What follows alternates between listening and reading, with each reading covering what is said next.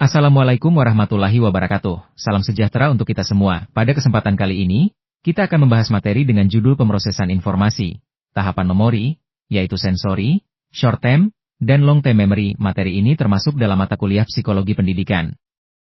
Selanjutnya, izinkan kami memperkenalkan anggota kelompok 5. Kelompok kami terdiri dari Ahmad Rida, Andimuh, Adrian Agus, Nazwa Galia Abdillah, dan Waode Nabi Salsabila. Fokus pembahasan kita ada 3. Pertama, apa itu sensory memory, short term memory, dan long term memory. Kedua, bagaimana penerapannya dalam pembelajaran, dan ketiga, apa kelebihan dan kelemahan teori ini. Teori pemrosesan informasi, atau information processing theory, adalah pendekatan kognitif yang memandang manusia sebagai pemroses informasi aktif, mirip dengan cara kerja komputer. Teori ini berfokus pada bagaimana informasi diterima, diproses, disimpan, dan diambil kembali dari memori. Proses kognitif ini melibatkan perhatian, persepsi, pengkodean, penyimpanan, dan pemanggilan memori. Tokoh-tokoh utama yang berperan dalam pengembangan teori ini antara lain Atkinson dan Shiffrin pada tahun 1968, yang mengembangkan model multistore dan membagi memori menjadi sensori, short term, dan long term memory. Kemudian, Baddeley dan Heath pada tahun 1974 memperkenalkan working memory, yaitu sistem aktif untuk memproses dan memanipulasi informasi jangka pendek. Dan George Miller pada tahun 1956 yang menjelaskan kapasitas short term memory sekitar 7 + -2 item, dalam karyanya The Magical Number 7. Pemrosesan informasi dalam otak manusia terdiri dari 3 tahapan utama memori. Pertama, sensory memory. Tahap ini menyimpan informasi sementara dari panca indera selama 0,5 sampai 3 detik. Contohnya, kita masih bisa melihat kilatan cahaya meskipun hanya sekejap. Kedua, short term memory, atau memori jangka pendek.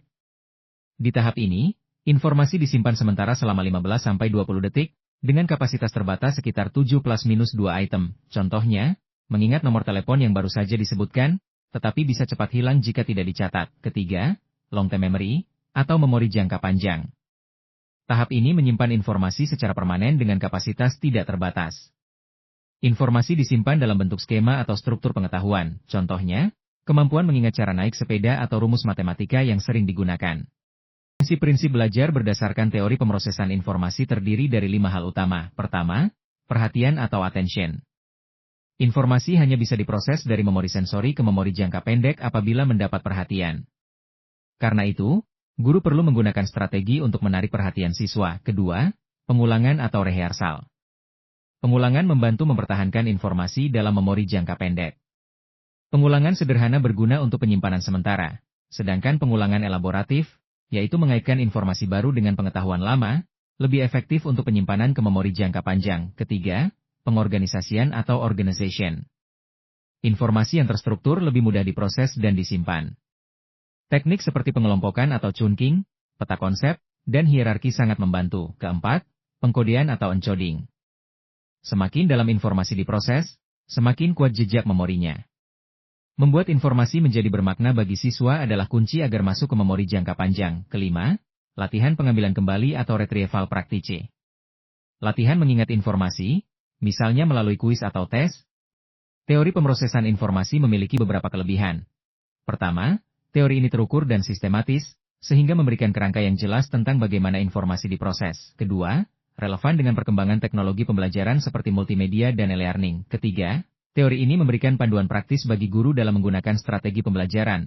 Namun, teori ini juga memiliki kekurangan. Pertama, terlalu mekanistik karena menyamakan otak manusia dengan komputer. Kedua, kurang memperhatikan perbedaan individu, misalnya kapasitas kognitif, gaya belajar, atau latar belakang siswa. Ketiga, teori ini kurang menjelaskan proses kreativitas dan intuisi, karena fokusnya lebih pada pemrosesan informasi.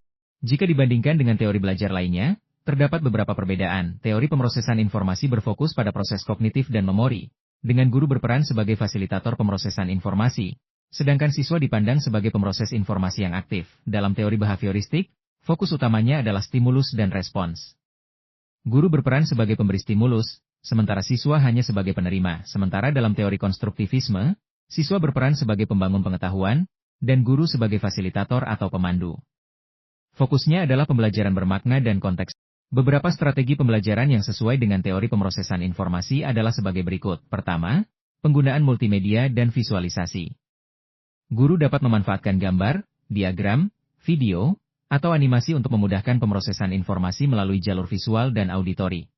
Kedua, teknik chunking atau pengelompokan, serta pengorganisasian informasi. Materi yang dipecah menjadi bagian kecil dan terstruktur akan lebih mudah diproses oleh memori kerja. Ketiga, elaborasi dan koneksi dengan pengetahuan sebelumnya.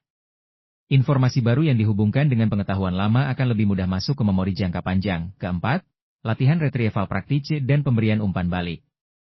Latihan mengingat kembali, misalnya lewat kuis atau refleksi, akan memperkuat ingatan siswa. Kelima, scaffolding atau bantu. Contoh penerapan teori pemrosesan informasi dapat dilihat pada beberapa tingkat pendidikan di sekolah dasar, misalnya mata pelajaran IPA tentang siklus air. Guru dapat menunjukkan video animasi, membimbing siswa untuk mengelompokkan tahapan, lalu meminta siswa membuat diagram sederhana dan menceritakan kembali. Sebagai penutup, guru dapat memberikan kuis singkat untuk menguji ingatan di SMP atau SMA, contohnya pada mata pelajaran sejarah tentang proklamasi. Guru menggunakan timeline interaktif, siswa membuat mind map secara berkelompok, kemudian melakukan presentasi atau diskusi untuk memperdalam pemahaman. Bisa juga dilakukan simulasi debat sejarah melalui peran tokoh di perguruan tinggi, contohnya pada mata kuliah psikologi kognitif.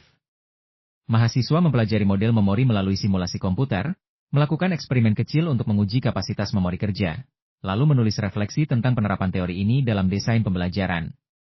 Ada beberapa rekomendasi metode pembelajaran berdasarkan teori pemrosesan informasi.